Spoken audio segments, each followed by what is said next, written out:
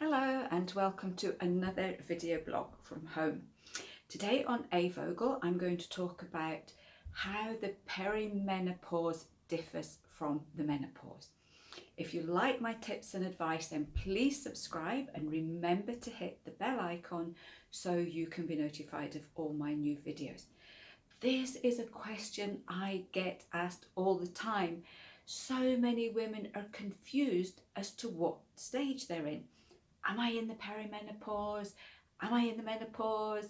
Am I post-menopausal? So I thought today I would just go over it quickly just to give you a few pointers.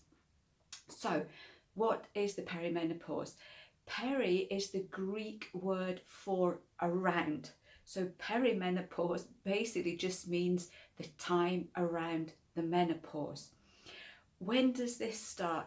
The average age for the menopause is 45 to 55. I know it's a huge time length.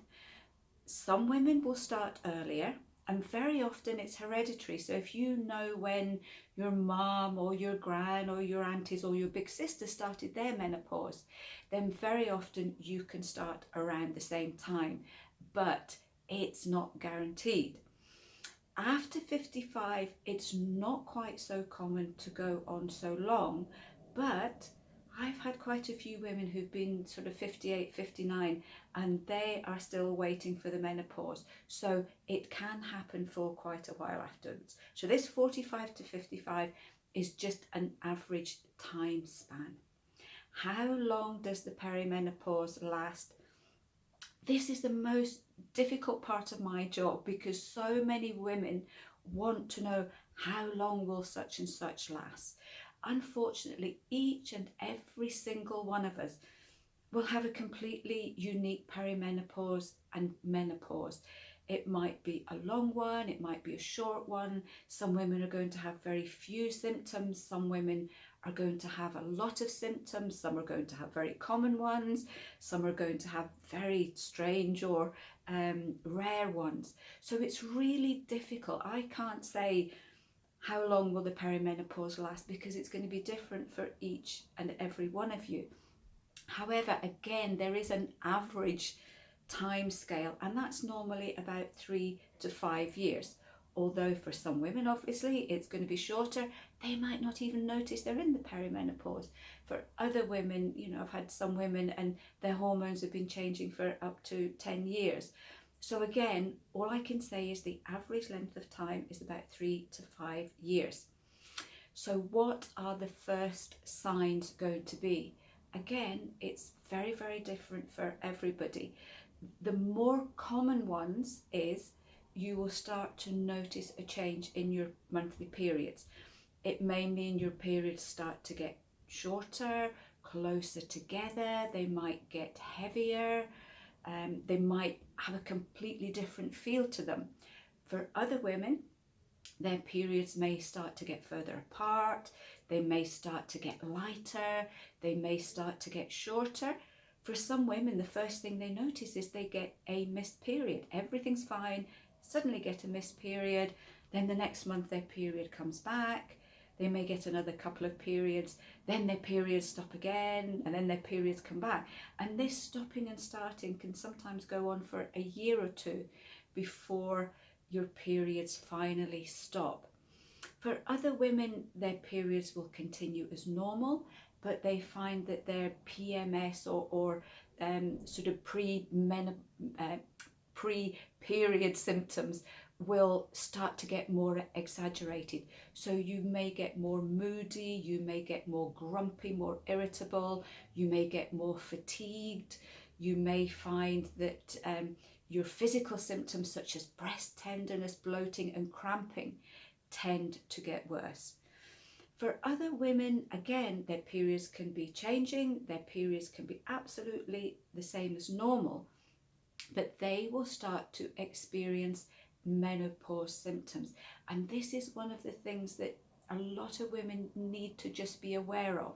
You can be having completely regular, normal periods, but start to experience menopause symptoms such as flushes and sweats, joint aches and pains, You may start to get low mood, you may get more anxiety, you may get other digestive problems, and very often these get mistaken for other ailments that are not actually associated with the menopause.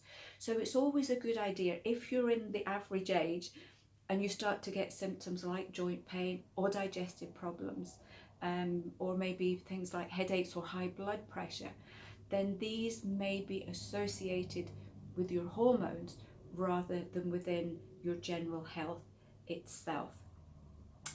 Now, when your periods finally do stop, you are then considered in the menopause, but that's not quite right.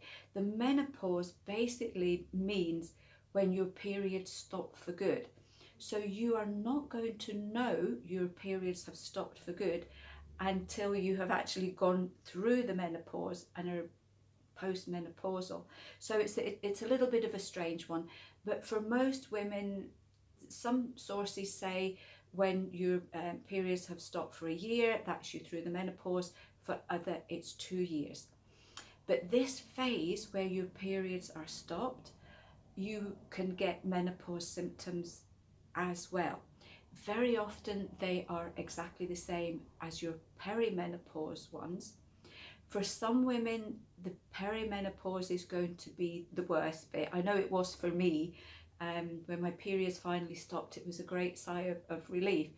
For other women, perimenopausal symptoms may not be too bad, but once the periods stop for good, then their symptoms can become more exaggerated. Again, it's going to depend on your general health and the way that your own hormonal balance is changing.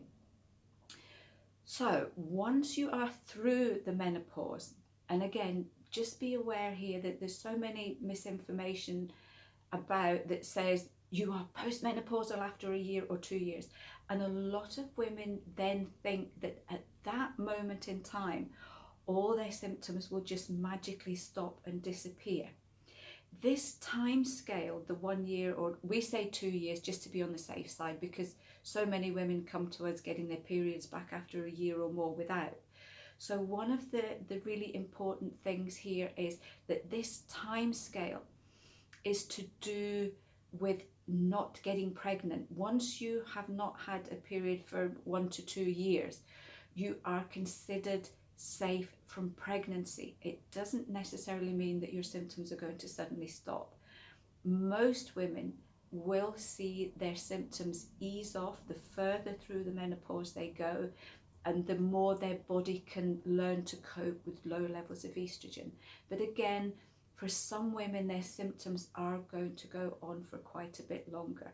As I said before, we're all very much unique, and this is going to be a completely different journey for all of us. All I will say here is that if your menopause symptoms have been going on for more than 5 years after your periods have stopped, it's always a good idea just to get a medical checkup to make sure that other health issues haven't crept in behind the menopause and are now causing your symptoms rather than any kind of hormonal imbalance. So I hope this has cleared things up for you. It's a huge subject, and as I mentioned before, we can all experience so many different symptoms, and I can only ever mention a few at a time. But if any of you have any questions on this, if you're wondering whether your particular symptoms is a menopausal one or not, then please leave a message and I will be happy to answer. Until then, I will see you next week for another video from home. Bye.